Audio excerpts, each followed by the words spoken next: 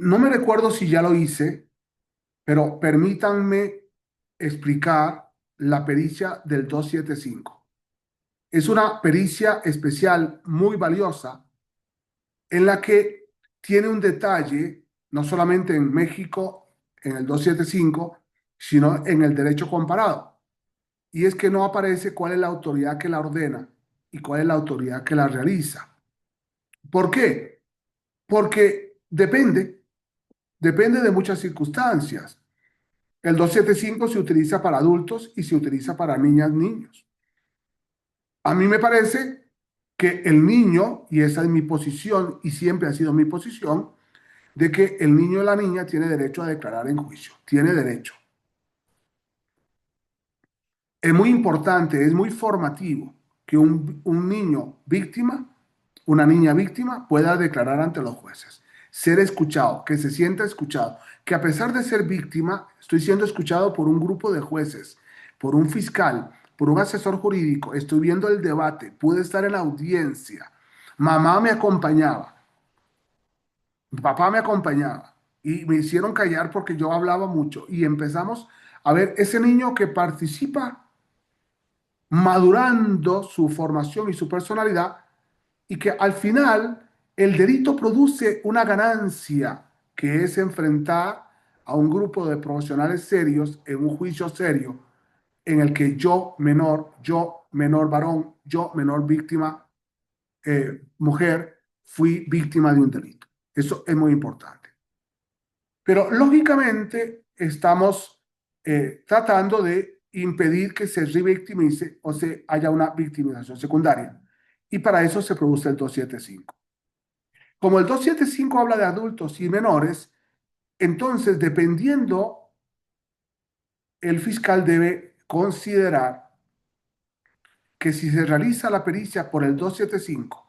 como ocurre mutatis mutandi en la pericia del 274, entonces el fiscal está produciendo una prueba anticipada por el artículo, protegida por el artículo 20, apartado A, fracción segunda y tercera, y por tanto el fiscal se convierte en parte. Le pide al juez que ordene la pericia y el juez convoca a las partes todas. Autopsia en el laboratorio, genética en el laboratorio de genética forense, balística en el laboratorio de balística. Pero si se trata de la declaración de la niña y además vamos a auscultar en el cuerpo de la niña, a quitarle la ropa, a cambiarle de ropa y a tratar de ver si hay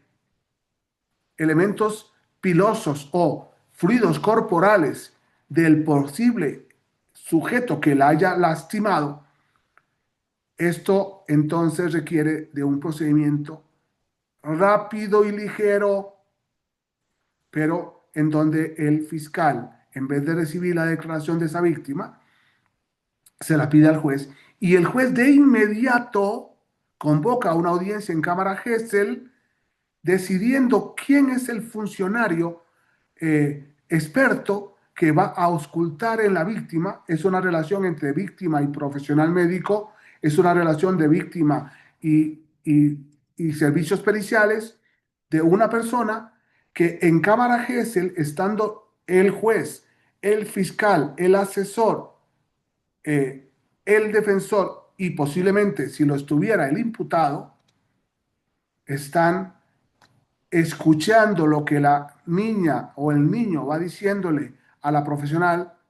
van escuchando lo que el profesional está haciendo, te voy a quitar la ropa para ver si tengo esto y te vamos a regalar esta otra camisa y vamos a quitarte esto y lo otro y vamos a ponerte esto. Están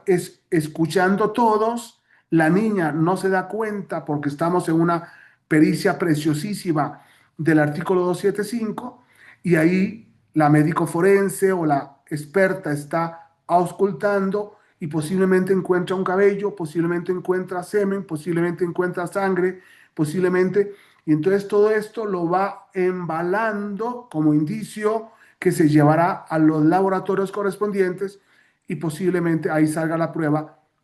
que señale al autor del hecho delictivo. El caso típico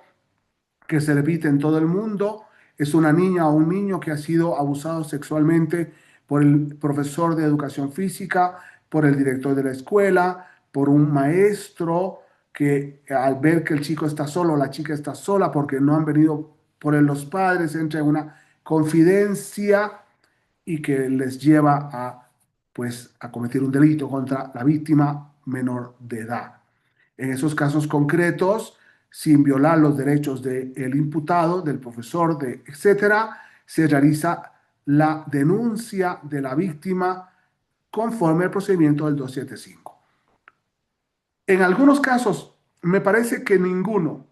pero en algunos casos podría ser que no hiciera falta el juez y por tanto lo podría hacer el fiscal. Dudo que sea así.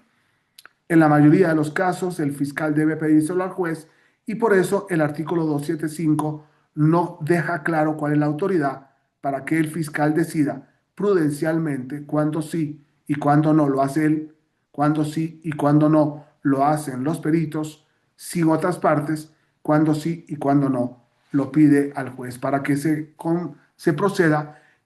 como un acto definitivo e irreproducible. Pero nosotros tenemos que saber escribir a la par del 275 y del 274, artículos 304 y 305, para el procedimiento de prueba anticipada. Y a la par, el artículo 20, apartado A, fracción segunda y tercera, de la Constitución Federal, que son normas complementarias que deben leerse en uno solo. Muchas gracias.